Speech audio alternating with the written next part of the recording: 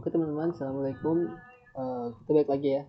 Jadi sekarang aku coba mau menggambarkan atau menjabarkan variasi soal dan sedikit ada penambahan dan konfirmasi ya. Yang pertama itu terkait soal LTCC teman-teman.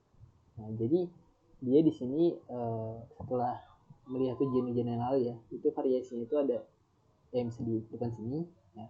Yang udah aku bahas di video sebelumnya itu ada kerugian menyeluruh, peningkatan cost, denda, zero profit, terus ada peningkatan nilai kontrak, uang muka ya. Jadi yang udah aku bahas di video sebelumnya itu ada 18.7 sama 18.13. Nah, sekarang variasi yang selanjutnya itu ada di 18.11. Nah, ini terkait dengan insentif teman-teman. Bagaimana perlakuannya? Coba kita lihat dulu ya.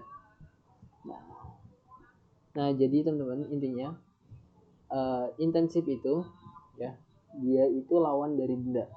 Kalau denda sebelumnya aku bahas dia mengurangi nilai kontrak, nah sebaliknya untuk insentif itu dia menambah nilai kontrak. Artinya ada penambahan pendapatan di kita sebagai kontraktornya ya, atau penjalan usahanya. Oke, di sini contoh soalnya teman-teman, kita langsung fokus ke nilai variasinya aja di kontrak teman-teman. Nah, ada di poin B ini. Jika kontrak berhasil diselesaikan, kontrak ini berhasil diselesaikan 1 November 2019. Nah, karena selesainya lebih cepat nih. Nah, jadi di sini kesepakatannya itu dia 31 Desember 2019, tapi dia selesainya itu 1 November.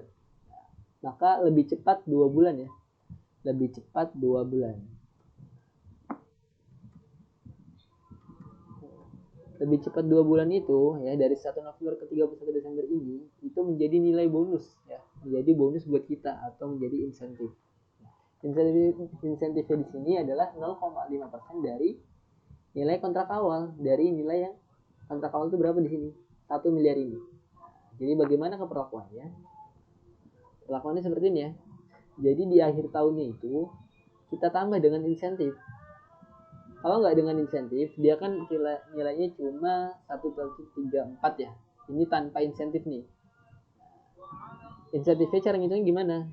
Tinggal kita hitung aja nih. 0,5% dikali dengan 2 bulan ya. 2 bulan itu lebih cepatnya 2 bulan. Dikali dengan kontrak awalnya ini 1 miliar. Ini bonus atau insentifnya. Ada 10 juta. Insentif ini sifatnya menambah nilai kontrak, jadi kita perlu tambah di sini. Tambah dengan ini 10 juta. Sehingga nilai kontrak akhirnya itu adalah 114. Cara ngeceknya gimana sih nilai kontrak akhir itu? Nah, gampangnya teman-teman. Cara ngecek itu adalah dengan menjumlah total tagihan ini. Kalau tagihan ini total, dia itu bakal menjadi nilai akhir. Nilai kontrak akhirnya.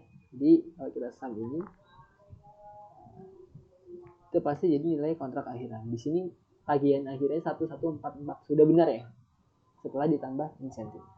Itu variasinya. Lanjut ke variasi yang selanjutnya ada 4 tahun teman-teman. Bagaimana perlakuan 4 tahun di 14.10 ini ya. Nah intinya di 4 tahun ini ya, kita melihat lagi nih kontrak akhirnya berapa sih.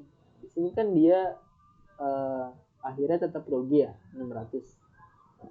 Meskipun dia di awalnya dia untung, tetap konsisten deh cara ngitungnya. Jadi untuk tiap tahunnya mengalami kerugian ini ya. Oke, sebelumnya mungkin aku jelasin lagi ya, kalau mau ngeliat kerugian dulu tuh di akhir kontrak ini. Jadi ini menunjukkan dia rugi menyeluruh yang minus 600 di tahun 2017 itu ya.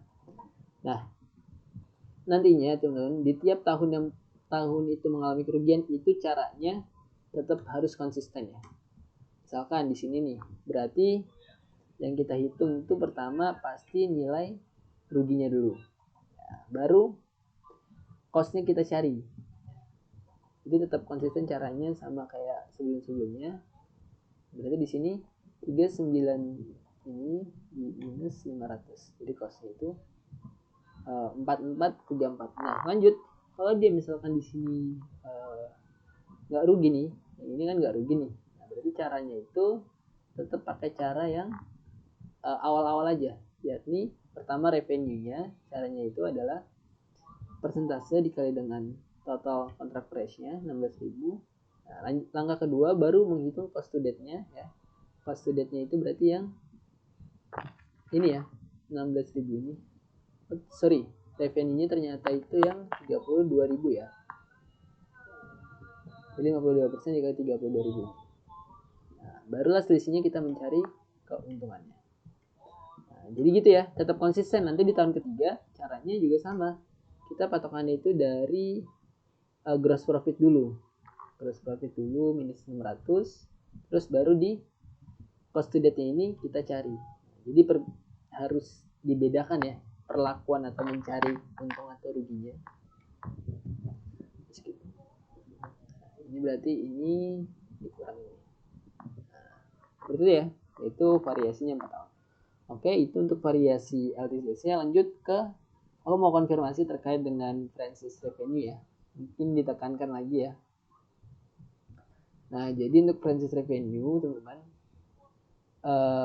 ini ya, tadi kan ada yang pengakuannya di awal saat kewajiban telah diselesaikan. Nah, jadi itu teman-teman, di sini 20.000 ini, nah 20.000 ini kan tadi aku tulisnya itu tunai ya, itu bukan tunai ya. Jadi ini disebabkan karena kewajibannya emang udah selesai. Lihatnya dari mana? Lihat dari soal ini, nah, yang aku merah ini. Jadi manajemen de Amigos memperkirakan bahwa nilai layanan yang telah diberikan kepada franchise pada saat kontrak adalah berjumlah 20.000. Jadi kewajiban yang udah selesai itu 20.000. Nah, itu yang menyebabkan kita mengakui adanya ini pengakuan di 1 Juli. Jadi ini sebenarnya nggak perlu kita pisah, juga bisa ya. Jadi ini bisa kita langsung gabung. Misalkan ini mau digabung nih. Jadi ini ditambah 20.000 ya. Ini nggak usah.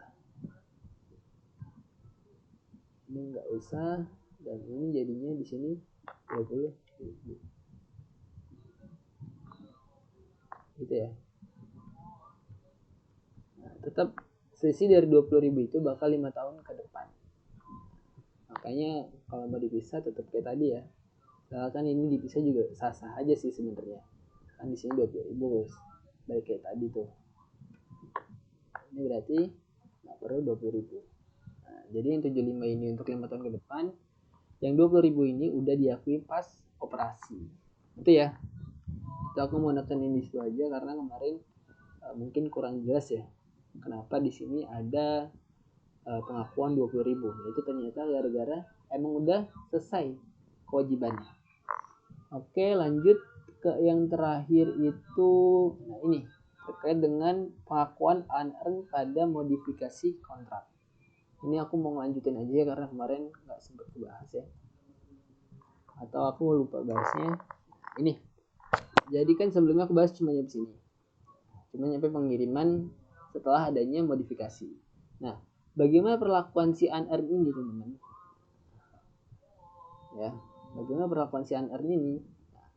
Jadi perlakuan ini dia akan didebitkan setelah atau saat kita mengirim barang tambahan. Kenapa begitu? Nah, karena barang tambahan itu kan nilainya itu atau harganya itu 95 ya, $95. Maka untuk biar balance itu kita mendebit unearned-nya. Nah, contohnya gimana? Contohnya seperti ini ya. Jadi tadi di sedikit review di sini kontrak originalnya itu yang harganya 100 itu ada 60 ya. Baru dikirim 10, berarti masih sisa 50 lagi ya. Berarti untuk 50 pengiriman nih, aku asumsiin ada 50 pengiriman, itu caranya tetap sama. Ya, untuk cash-nya 50 dikali dengan 100, 5.000. Untuk sales revenue-nya 50 dikali dengan ini 97,86 4892, dan selisihnya kita masukin ke unearned. Tadi aku bilang bahwa unearned ini akan kita debit saat kita mengirim barang tambahan. Nah, asumsikan ada pengiriman lagi nih untuk sisanya. Jadi kan yang pertama tadi ngirimin 10, ini 10, yang kedua ngirim 50, berarti kan di sini sudah totalnya 60 ya. Artinya di sini yang original udah habis, baru kita kirim barang yang tambahan atau yang modifikasi. Kita ngirim 45 buah. Maka cash-nya itu yang kita catat hanya sebesar ini 45 kali 95. Jadi hanya 95 harganya, nggak 100 lagi. Sesuai dengan kontrak tambahan. 95 dikali dengan 45 ya. Di sini 45 kali 95 ya, 4275. Terus di sini ada sales revenue-nya, caranya juga sama. 45 dikali dengan ini ya, 97,86. Nah, baru kita mendebit unearn-nya dengan cara ini 21,43 ini ditambah dengan 107,14. Jadi kalau ditotalkan itu hasilnya bakal net ya. Oke, itu aja teman-teman yang bisa aku sampaikan. Kurang lebih mohon maaf. Assalamualaikum warahmatullahi wabarakatuh. Oke teman-teman, satu lagi teman-teman terkait dengan revisi ya. Revisi jawaban di bagian ini penentuan harga transaksi. Nah, seharusnya di sini bukan 10.000 ya. Karena di sini berkurangnya 10.000 setiap pekan, jadi di sini harusnya itu adalah 30.000 ya. Harusnya 30.000, jadi di sini 39.000. Jadi untuk persentase yang kedua itu totalnya 239. Oke, terima kasih.